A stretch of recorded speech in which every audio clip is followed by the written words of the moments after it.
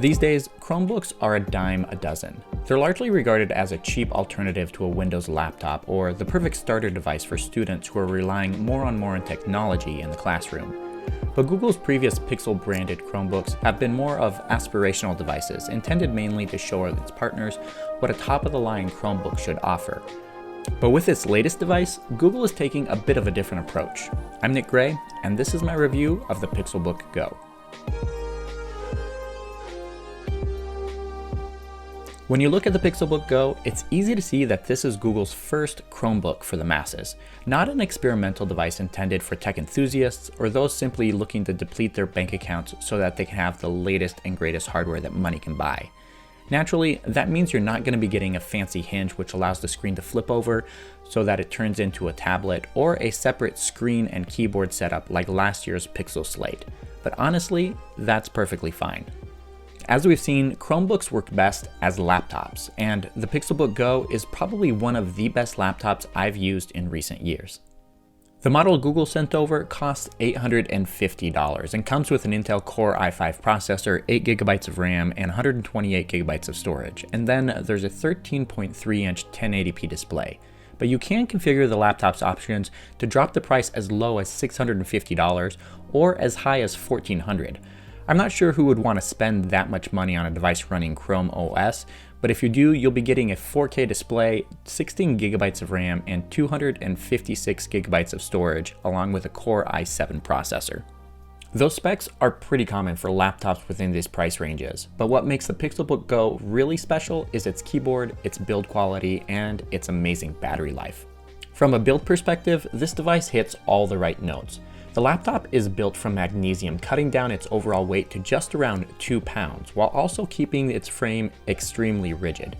Rather than exposing the metal, Google chose to coat it with a soft touch paint, which makes it feel like a high-end plastic.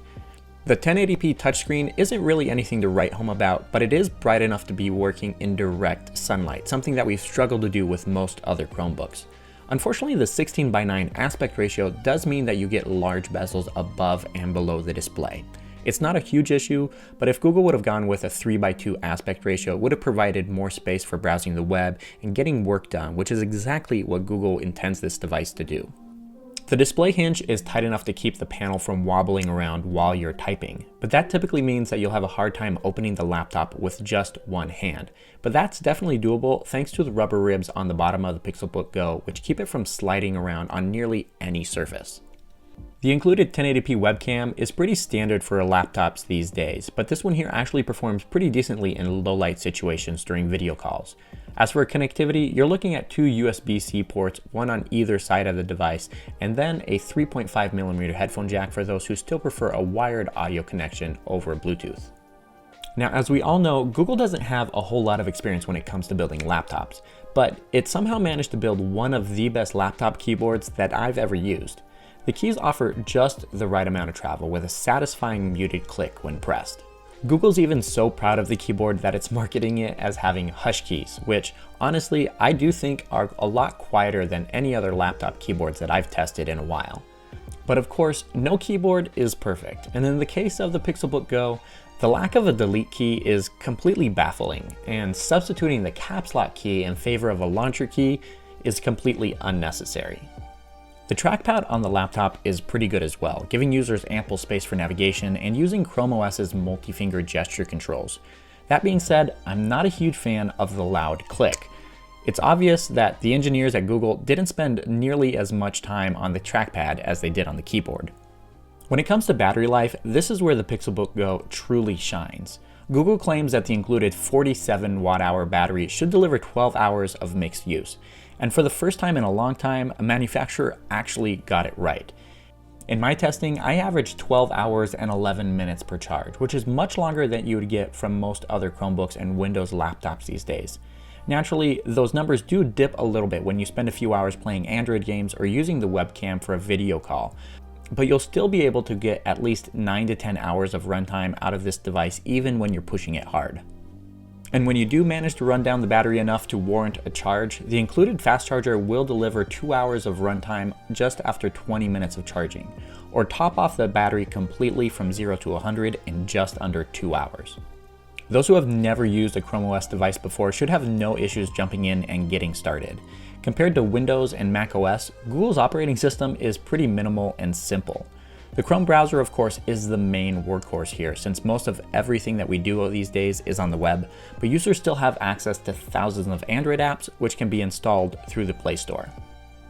While I didn't run into any issues running the Android apps that I installed on the Pixelbook Go, there are still quite a few applications like Netflix and Instagram that still haven't been optimized to support Chrome OS's multi-window resizing functionality. These apps still take up the full screen and can't be used side by side like the other applications can. It's not really a huge deal, but this is something that app developers should have solved a long time ago, since Android apps on Chrome OS have been around for more than 2 years now. Unfortunately, Chrome OS still isn't the operating system for everybody. Even with the new dedicated file manager that's built into the operating system and a wide selection of Android apps through the Play Store, the platform still has its shortcomings, and it's a hard sell for those who want to build websites, create art, or even make videos.